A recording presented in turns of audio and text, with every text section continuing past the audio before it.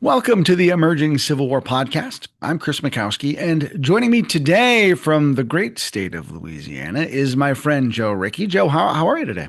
I am good. I'm glad to be inside because I think we're going to cross that 95 degree mark today, and I'm dressed for it, but I'm not ready for it. And when you say 95 degrees, that also means like 600% humidity in Louisiana. Yes. So if you need to know what it feels like, go start a warm shower, get completely dressed, and then stand in the shower, and then go outside. Okay. If you have an oven nearby, go ahead, open the oven too. Yeah. Stand there. You'll get the full effect. If there's a breeze, it is a breeze from the gates of hell, but it Ooh, you make it sound so. I can't wait to come back to no, New Orleans next July. I'm so in excited. August, you know. Uh,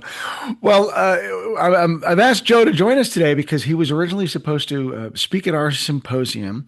Our theme is partnerships and rivalries, and Joe is going to talk about the partnership slash rivalry between George Thomas and John Schofield. Unfortunately, circumstances have arisen so that he can't be here in person, but like, hey, let's just do it as a podcast, and then folks can still get to enjoy the great wisdom of Joe Ricci. So I'm looking forward to it. Yeah. Wisdom's doing a lot of work there, Chris. Well, it is hard-earned experience on the battlefields. It's important to remind folks that you had previously worked as the historian for the Battle of Franklin Trust, and so you've got deep knowledge of the rivalry and partnership between these two men and their supporting characters and that whole campaign. You're just one of my very favorite people to talk to because you got lots of really cool insights as a result of that. So I will say wisdom. I will give you credit for wisdom. I'll take it. I'll take it. I'll take it. I'll take the working today. No, I mean, I realized yesterday when I signed a contract with Casemate to write a illustrated book on the Tennessee campaign. And I realized yesterday I was thumbing back through sources that I've been reading and writing about Franklin and the Tennessee campaign for 15 years now. So I was 15 years old when this whole awful mess got started. Uh, Yeah. and now we're finally starting to thumb our way to the top where it's like, oh, hey, he has wisdom. That's cool. But the two kind of constants in all of this, I mean, I guess like the path for this was right, John Bell Hood. Okay, well, everybody's done John Bell Hood to death. They've written about John Bell Hood. They've talked about John Bell Hood. You either love him, you hate him. There's hardly anybody in between. You post a picture of him on Civil War photos on Facebook, and you're going to get 50 people who say he was a drug addict, and you're going to get 10 people who say, no, he's not. And then somewhere in there, Lee White and I get tagged. And all of a sudden, I got to put on the boxing ring, gloves again and get in the ring. Um, but on the other side of it, nobody ever really pays, I feel, enough attention to the federal commanders in the field, the U.S. Army's representatives, right? George Thomas, I think, has a fan club, right? Oh That yeah, sure. you'd say anything, the pitchforks and the torches come out, and the army, the defenders of George Thomas rally. Uh, John Schofield, deservingly, has no fan club. Uh, but people don't pay hardly enough attention to him. And then we were talking just before we got started, right? I have this deep fascination with James Wilson. And I think part of that's because cavalry mystifies me. Uh, right. The thing that was so cool about reading like Wittenberg's books about cavalry at Gettysburg and all these things, right, was I was learning something that I could never possibly have grasped on my own. Cavalry it just seems so elusive, right? Wilson, I feel like he has such a mixed bag reputation coming out of the East, right? You don't have a wonderful opinion of him in the Overland I campaign. do not. I do not. Yeah. But you have made me a believer of his performance out west, I will But say. man, he shows up out west and whoa.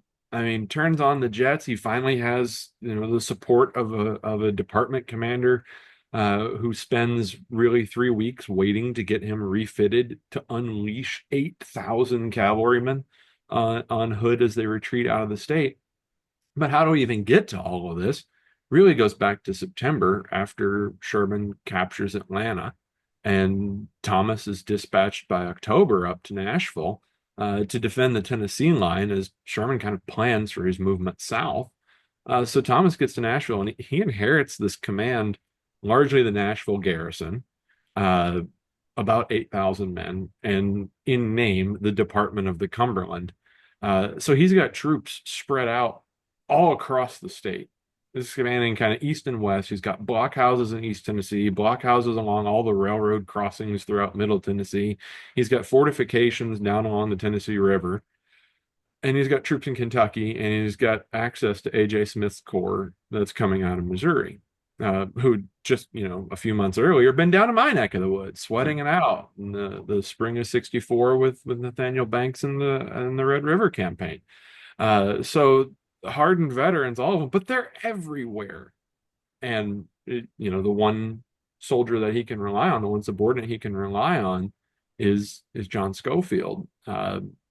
Like his adversary in the coming campaign, 33 years old, uh, graduate of West Point, and the only commander here who can say that he, in name, commands an army and a department, which will come up a little bit later when they get to Pulaski, and he's got to figure out if he actually commands this delaying force or if David Stanley does. All of this pieces together to how these two, George Thomas and John Schofield, really they work together throughout the campaign, but are constantly at odds. And it's less so on Thomas's side. And I think some of that comes to, and I've talked about this in an article I wrote for the blog. Some of this I think comes from age.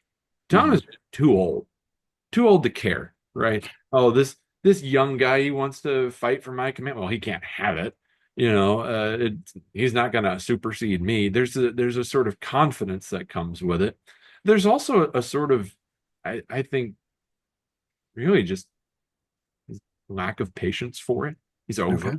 Yeah. Yeah, but it is eventually the criticisms that come from Schofield, I think, do pierce through that kind of thick layer of confidence and that sort of iron-like sort of demeanor of Thomas. And there's a case to be made that the stress and the I think the anger that comes from that ultimately could have led to Thomas's death. So let me ask you, kind of going back to when you said, Thomas gets this assignment and he's in charge of a department and his men are cast all across central Tennessee. Is this a good assignment for him? I mean, by rank, he's certainly deserving of it, and getting promotion to be in command of an army and a large responsibility. I mean, Nashville as a supply hub is absolutely crucial. So, like on one hand, it seems like a worthy assignment, but does it match his skills and temperament? Um, I well, I think the other thing is what else could he have done? Yeah, okay. The other option is that he would probably have gone with Sherman to the sea. And if we know anything about George Thomas, there's a reason he has the nickname Old Slow Trot.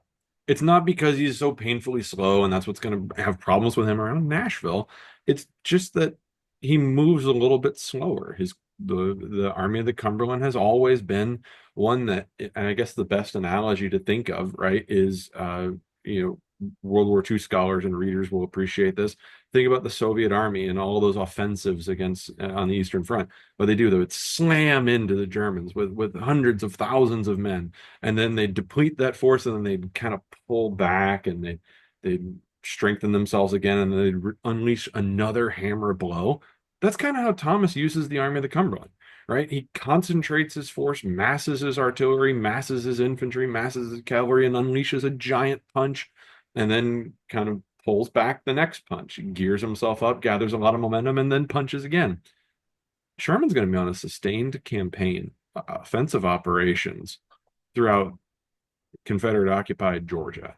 Uh, his intention is not necessarily to have this massive army. The other problem with the Army of the Cumberland is that there's a lot of turnover that's happening. A lot of that comes from enlistments that are expiring. Officers are being transferred in and out of the department. Um, and so I think that plays a piece of that decision, as well as that Thomas has the army with the most amount of transfers, the most amount of fresh troops coming in and out, the most amount of men whose enlistments are about to expire, and the idea of putting him in Nashville puts Nashville in really trusted, capable hands. Because Mhm. while he might not have the kind of mindset, the gears ready for a sustained offensive, there's one thing that Thomas can do very well, and it's coordinate an effort, the defensive effort like this. So that I think has a lot to do with it. I think too the trust that Sherman and Ulysses S. Grant have in Thomas, both of them having extensive experience with the man, it makes him a very capable set of hands. And two, you want capable hands when you're dealing with Nashville for all the reasons that you talked about. But if John Bell Hood's army is going to go south to follow Sherman or go north to Tennessee, you want someone who can handle either of them, because a Confederate army, and this is the thing that I always appreciated Eric Jacobson saying. People would say, uh, "Well, Hood's army. This whole thing was a Hail Mary. It could have never have worked." You tell that to Abraham Lincoln. Yeah. Tell that to Ulysses S. Grant, because these are tell that to Edwin Stanton, who seemingly walked around the War Department with his pants on fire for a month and a half, because a Confederate army moving across the Tennessee River, threatening Nashville, crossing over the Cumberland River, getting into Kentucky, recruiting troops, crossing out of Kentucky and into Ohio and into Virginia, scared the daylights out of the War Department. Who better to counter them than Mhm. George Thomas?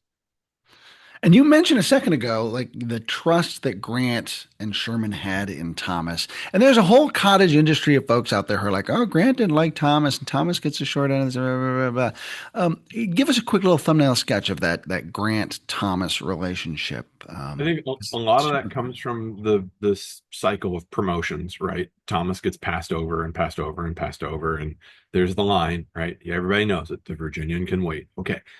But Thomas proves himself throughout every campaign that he fights in.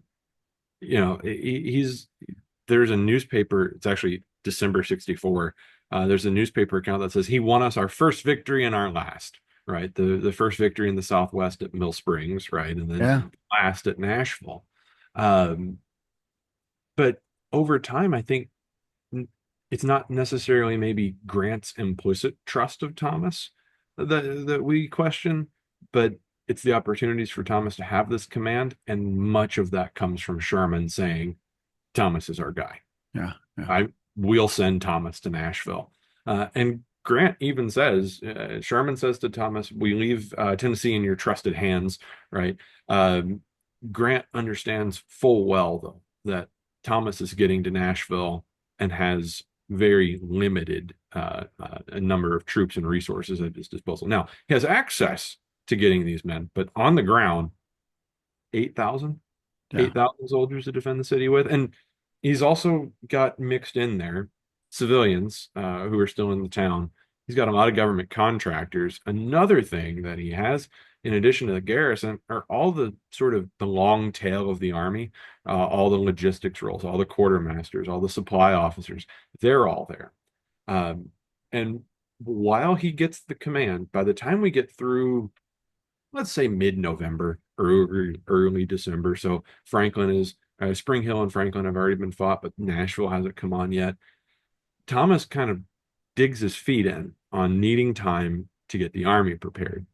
And Grant even makes note, I know you don't have enough troops, but arm and put the civilians into the street, put the quartermasters into the army, press them into the ranks, put rifles in their hands, fix bayonets.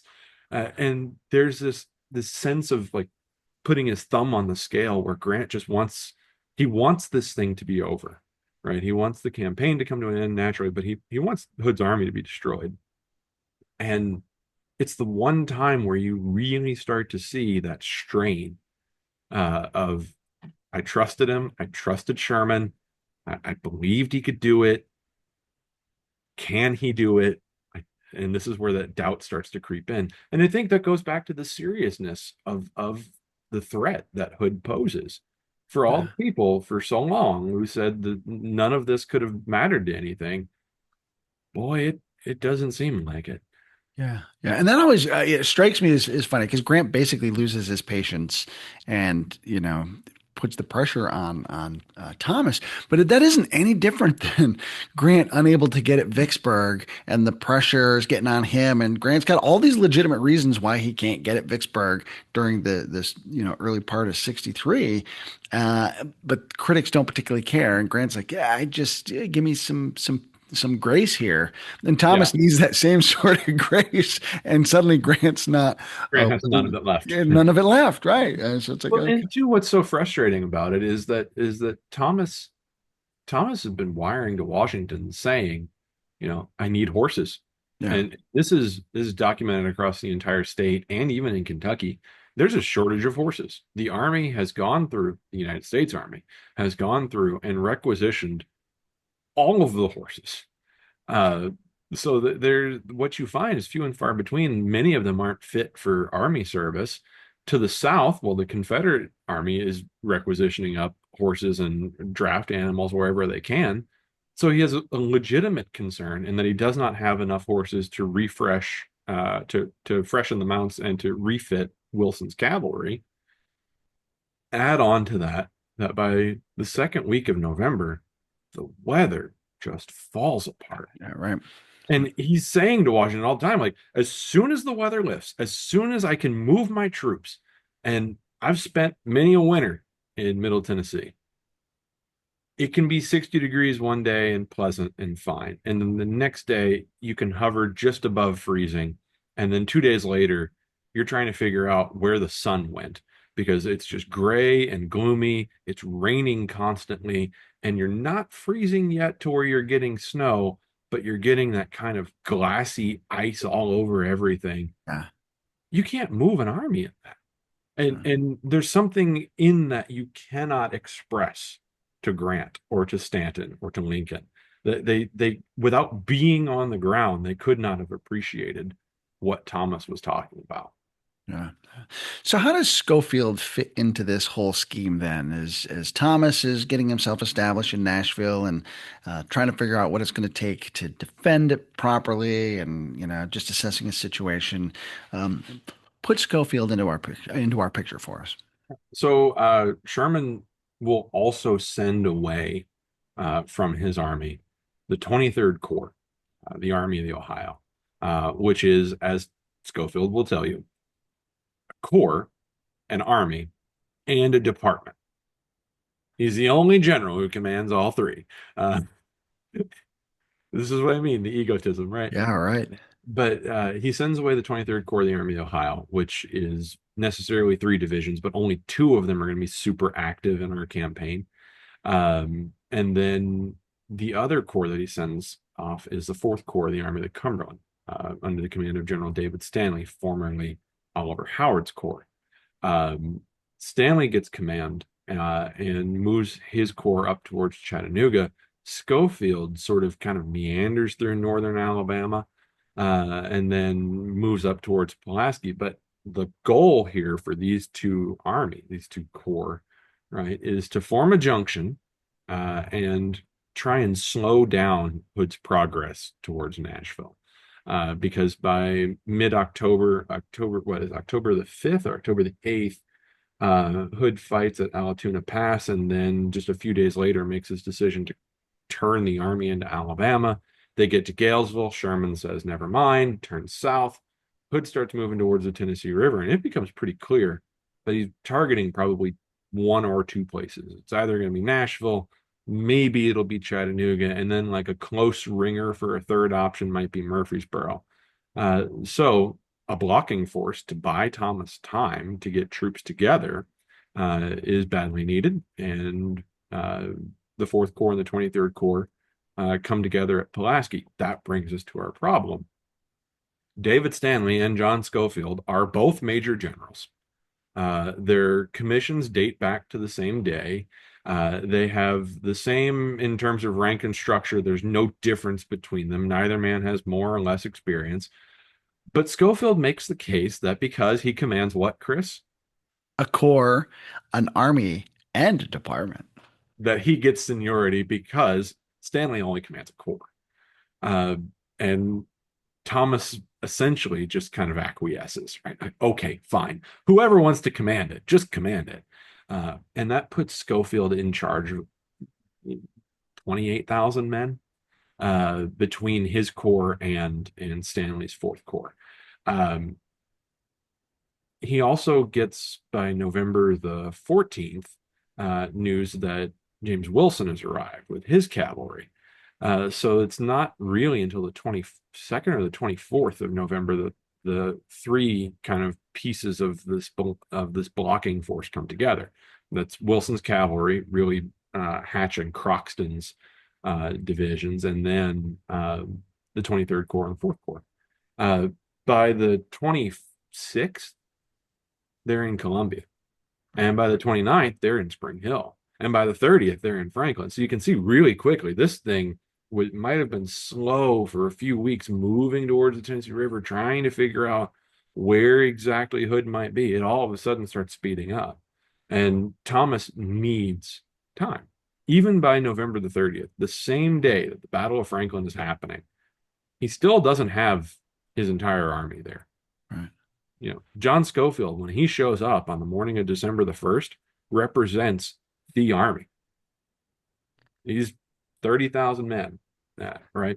And Hood, to his credit, has 33,000 men. That includes 3 corps of infantry, Benjamin Cheatham, A.P. Stewart, and Stephen D. Lee, as well as his cavalry corps that's attached to the army under Nathan Bedford Forrest. And they ultimately act as the great foil in our story here because we've got Thomas relying on Schofield, Schofield doing his job as this kind of commander of this blocking force. But all the while, the messages from Washington to Thomas are move your army out of Nashville, go on the offensive, drive Hood away. And then you get Thomas saying to Schofield, keep the army, keep Hood at bay, hold him on the Duck River.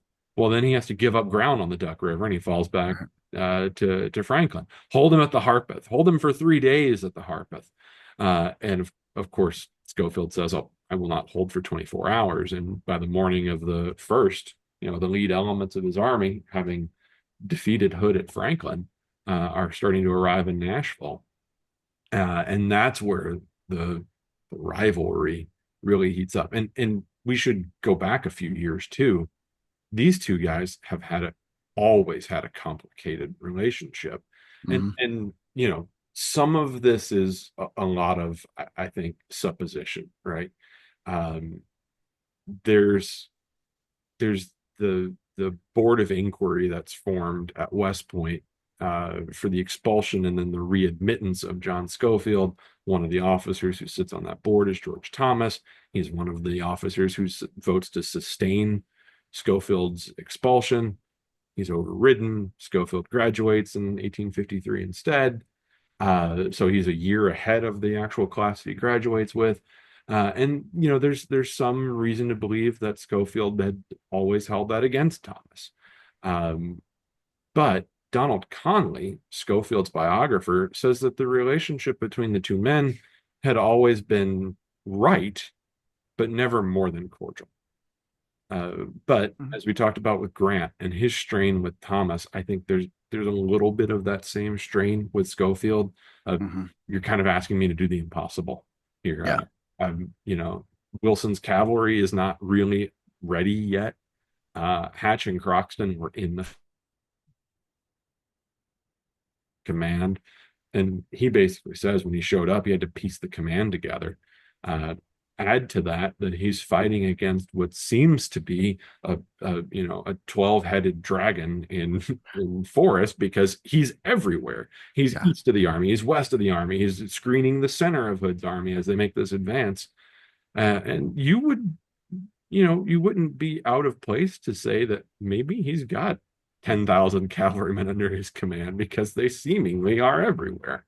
And Wilson is wiring all these same concerns back to Thomas.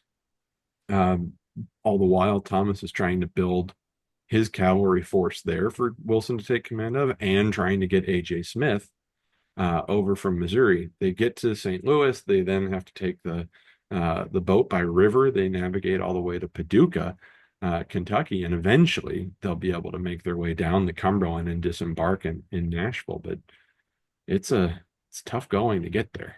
Yeah, yeah.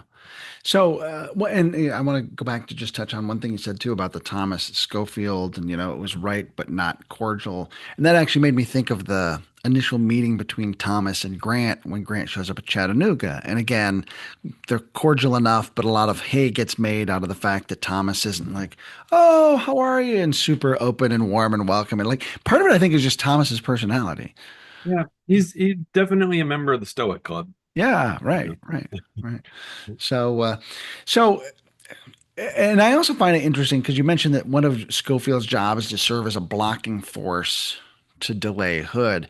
At what point do you think the hunter becomes the hunted in that? Because, that whole sequence of events from Columbia northward, Pulaski northward, really is like, Schofield's on the run, and for his assignment being block this guy, it suddenly turns into get away, run away, run away. Yeah.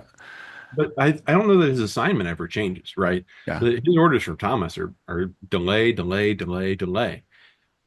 But, and we've driven over this ground, we've walked it, we've talked about it hundreds of times, written about it extensively, right? On the 24th, when Schofield gets word that Hood is now closer to Columbia and the Duck River than he is, panic. I mean, that's all that he can do. Panics. Starts moving Stanley's Corps north, starts moving the 23rd Corps north. The lead divisions in a lot of this are going to be some of the same men who are fighting tooth and nail at Franklin. It's Cox's division and George Wagner's division, and he starts pushing these troops up from Pulaski, Linville, Pulaski Road, all the way up towards Columbia. They get there by the skin of their teeth, and for all the critics of Hood's execution of this command, I mean, it's hard to argue that from the time he crosses the Tennessee River, granted, it took him a month to get it done. By the time he crosses the Tennessee River, he gets the army across the state. He is moving hell for leather for Nashville. And he's got the army kind of split up in this three-pronged movement. So forget the order, but Cheatham kind of comes up through Lawrenceburg. The rest of the army kind of meanders their way. They all join together at Columbia, and for 2 days, they hold their line on the south side of the Duck River. Schofield pulls his troops from the south bank to the north bank, thinking, okay, well, I've got the Duck River in front of me now. He'll have to cross the river to assault me. Not once thinking that on the 27th of November, Hood would call together his corps commanders and say, here's my idea. We're going to flank behind him. And the people that he chooses, the troops that he chooses to lead with on the 28th, is Forest Cavalry. And they cross at three different points. And from the second they get across the river, granted, Abraham Buford's kind of tied up. From the second they get across the river, they start pressing towards the Lewisburg Pike, start moving towards Wilson's cavalry. And early in the morning on the 29th, that whole debacle starts, where Forrest is just throwing himself up the Lewisburg Pike, and Wilson's troops have no choice but to kind of fight this leapfrogging action all the way back towards Franklin. That would certainly have worn out Wilson, but throughout all of it, he's sending messages to Schofield saying they're crossing the river.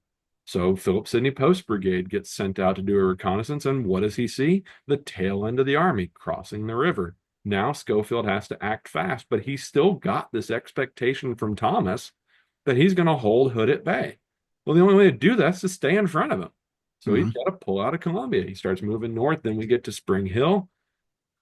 I think this is not Schofield's greatest day, but it is certainly David Stanley's greatest day. Yeah. Although if you ask Schofield, it is his greatest day, right? It was his greatest day ever. And not only was he in command of a corps, an army, and a department, but he had his greatest day at the Battle of Spring Hill. But I think sometimes too, what happens is the overcorrection kind of takes to a simplification. That simplification leads to something that's wrong, right? for too long, people have said that Schofield just got lucky at Spring Hill and the Confederates were just such a disaster. And, you know, luck might have had a little bit to do with it, but the Fourth Corps and Wilson's cavalry, and, for what it's worth, Charles Heffling and the cavalry that was already in Spring Hill, who fought off Forrest throughout the day, and then Wagner's three brigades that fought off, really, I guess, two brigades, because Opdyke isn't super involved.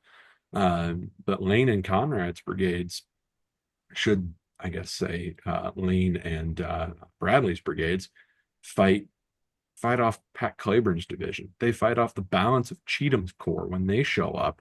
So, if anything, it's the troops that Schofield commands through the Fourth Corps hold on at Spring Hill, buy the army the time that it needs to get up the Columbia Pike. Schofield passes through that night. Now, I've given credit for this before. I will do it again because it still remains one of the great episodes of that night, is that Schofield has no idea what's in front of him when he gets to Thompson Station. I mean, no. Mhm. So he sends an aide up the road and he listens. He says, I sat silently in the saddle, waiting for the hoofs to fade out.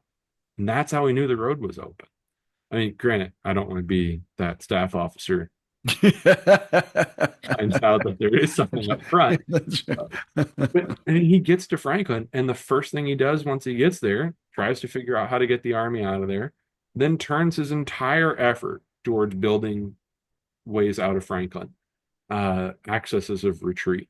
Mhm. Gets word up to Thomas what the situation is. Which, and I should say, which is absolutely prudent to do, and you might Yeah, think like, oh, he's trying to, but like if your back's against the river, you definitely want to be able to extract your army safely. So I think that you that's would prudent. like a way out. Yeah, Yes. right, Um, Sorry. The right. other That's, thing that always kind of gets into this argument here, though, is that why weren't the pontoons at Franklin? And that becomes this big argument for Schofield. In his memoir, says that he had messaged Thomas for pontoons and they hadn't arrived.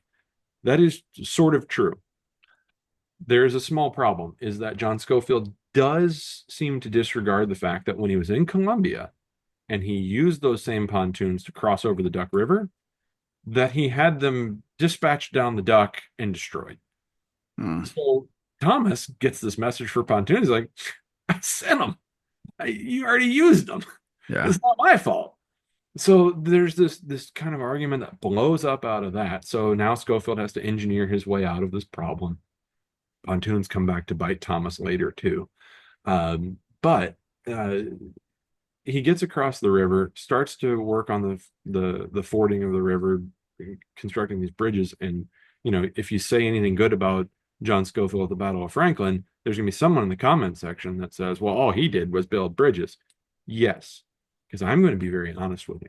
I don't want John Schofield in command on I want John Schofield doing what an army commander should do and seeing after the safe movement of his army, the safe trafficking of his army out of a bad situation. I want him coordinating with his subordinates and with his superiors in Nashville. And he gets that message in the middle of the day from Thomas that says, "Great, hold the line in Franklin for 3 days." Fantastic. Yeah, Uh, yeah. and with Schofield's on the ground knowledge, as much as maybe Grant and Washington could not understand what Thomas's hesitations were at Nashville, Thomas could not have understood what Schofield was up against at Franklin. Right, right. Because he could understand maybe through the where the messages were originating from, that Schofield's been on the move and he's been on the move very quick. Uh, but there's no way, I think, for Thomas to have grasped the gravity of the situation. And then all of a sudden, here comes Hood. Now, we could spend too long talking about what happens at Franklin and Schofield, and right. It's safe to say that the Army of Tennessee goes into combat that afternoon. They suffer almost 7,500 casualties, killed, wounded, captured, and missing. The command structure of the army is rattled. Right. Schofield manages to escape with close to 2,000 casualties. The majority of that comes from Wagner's division, Fourth Corps troops who are out front.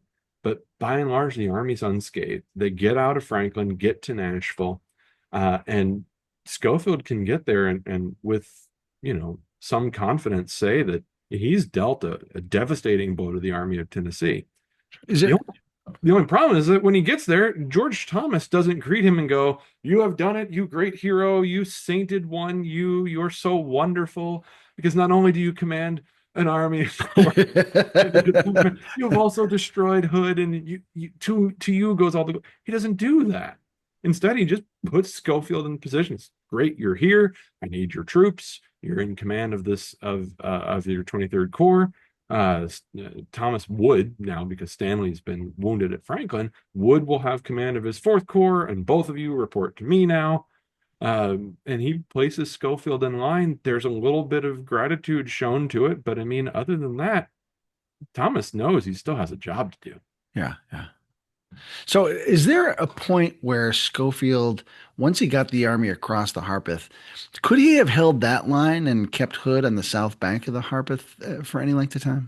He probably could have gotten up towards Brentwood and held out in the Brentwood Hills, but the problem, and this is going to sound a lot like, the people who will say, well, here's the problem for Meade after Gettysburg. Schofield knows his troops are spent. Yeah, They're yeah, exhausted. To hold them in the field for another day, maybe.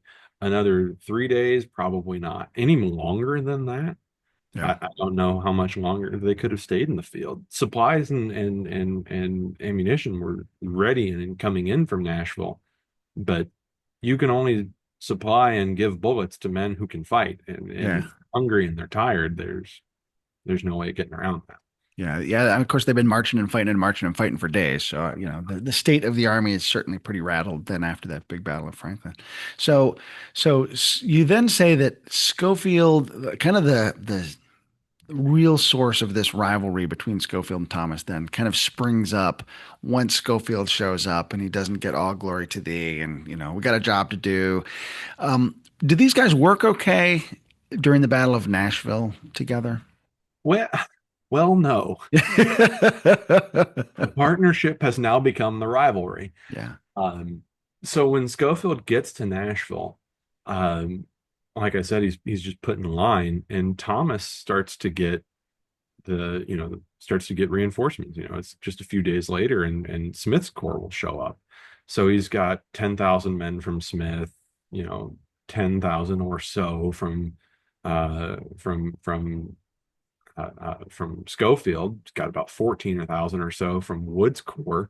Uh, James Steedman in the Department of the Etowah is there now. So he's, starting to gather strength. He's got almost 8,000 cavalrymen now under Wilson's command. But the problem for Thomas is that cavalry has been so active in the campaign that they've depleted their supply of horses. Right. They're pretty played out. Yeah, and I said this to my wife, Catherine, and God love her, she has been patient and has endured too many Civil War museums and too many battlefields and me droning on too much. But I said that they had to liquidate some of the horses, and she could not grasp the fact that the army can't use exhausted horses.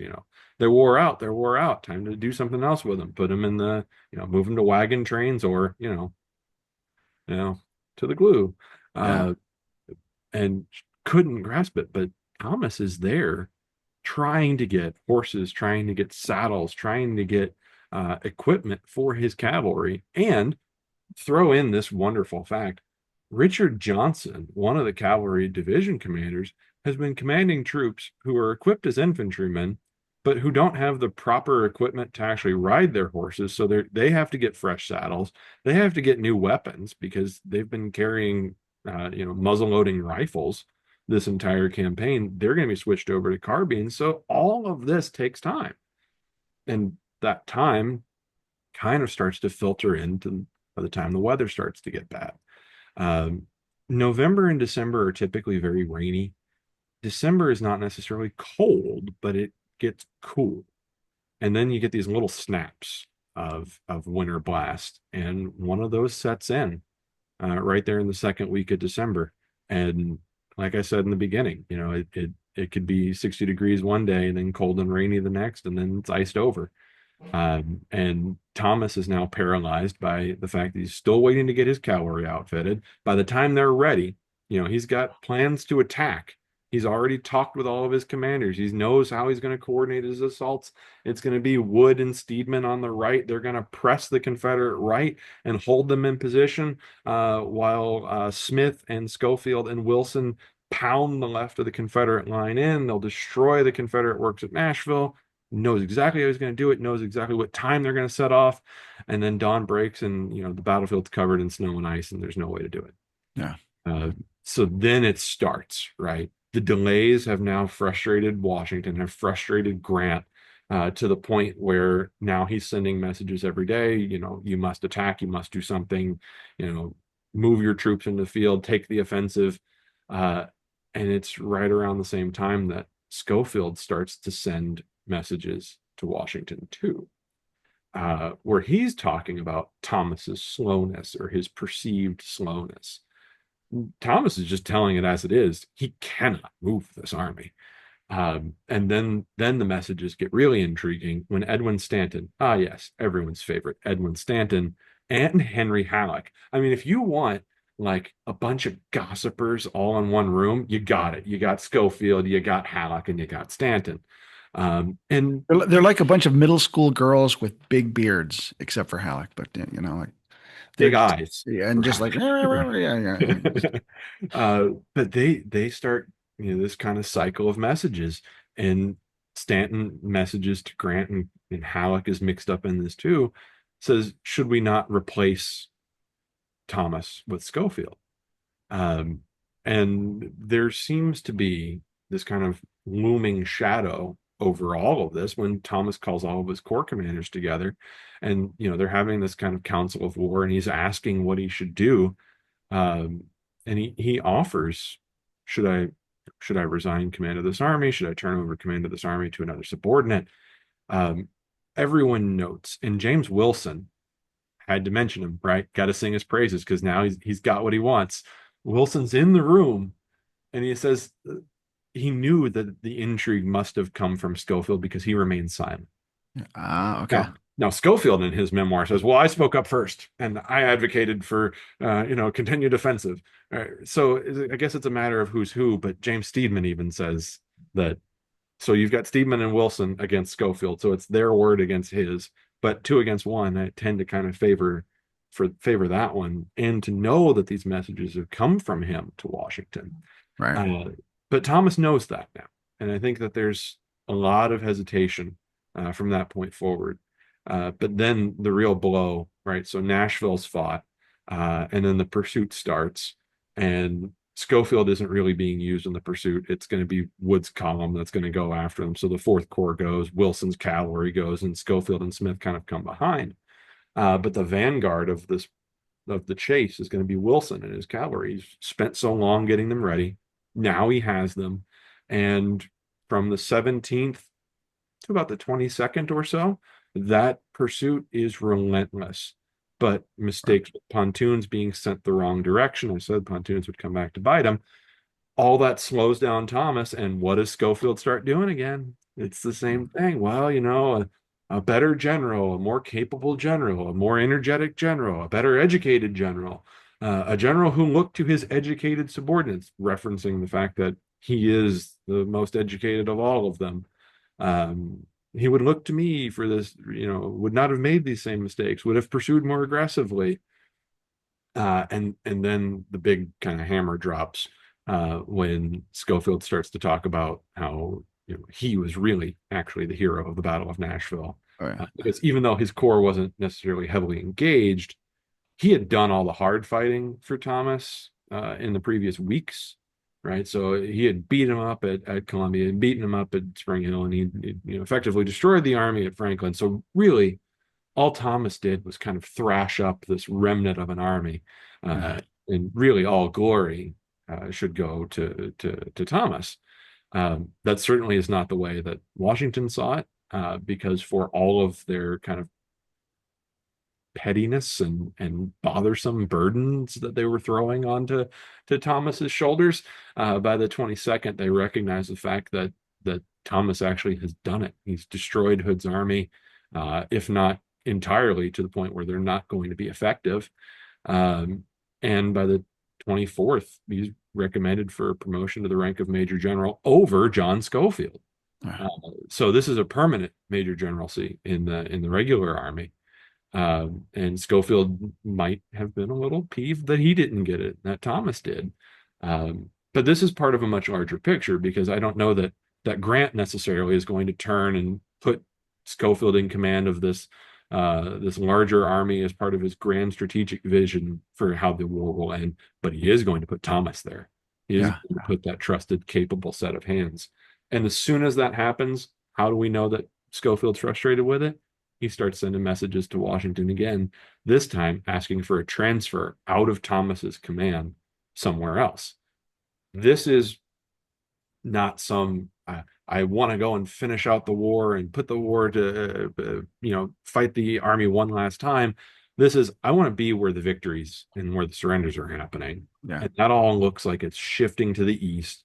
So he wants to be with Grant or he wants to be with Sherman. Ultimately, he gets his wish in the war in North Carolina Right. Right. with Sherman. But yeah, I think that's the big kind of rupture there, and then everything else is post-war. Well, I was And going to say, like, that doesn't end this rivalry. And oh no, Schofield rises to become general in chief of the army. Like, he is a survivor. You and I and Sean Chick had a great podcast episode a couple years ago where we talked about kind of, was Schofield effective, or was he a snake, or was he both? Like, he's a survivor and manages to thrive post-war. But that carries on this rivalry with Thomas, which doesn't end when the surrenders happen. yeah, I mean it goes on. I mean 1868, 69. There's controversy that kind of blows up between the two of them. But they have this kind of clash over seniority when command for the Division of the Pacific comes open. Schofield says I allowed him to take it because of his seniority and his reputation. But then the big one comes in 1870. Um, Again, some of this comes down to supposition. Um, but it's pretty clear that Schofield authorized an aide, William Wary, to pen an anonymous article in the Cincinnati Gazette, um, or excuse me, in the New York Tribune, which talks about Thomas's command of the army at Nashville. Never once saying John Schofield's name as the author, never implying it, but the title, One Who Fought at Nashville, and one who seems to think that John Schofield should have been in command of the army the entire time, it kind of is a dead giveaway. And even Donald Connolly in his Schofield biography says that he needlessly disparaged Thomas the entire time. Yeah. Whatever this does, it generates enough kind of vigor within Thomas to sit down and try and set the record straight. Because for all of the things we've talked about, as well known and as well established as his reputation had become by this point in his career, Thomas still does not have the patience for politics. He does not have the kind of he's not wired that way. He doesn't care as much. Um, you want to talk bad about him? Fine, talk bad about me. Just leave me alone and let me do my job. That's very much his kind of mindset. Uh, Thomas, for the first time, is really inspired to sit down and talk about what had unfolded. And as he starts to piece together some of his evidence, he tells an aide, I'm going to sit down and go over my Nashville papers. It's March 28th. He's sitting at his desk and he suffers a severe stroke. And he's dead later that day. Uh, And thus I think ends his portion of this, but Schofield keeps going. He doesn't say anything immediately after Thomas dies. And there's nothing that says his name on it to this point.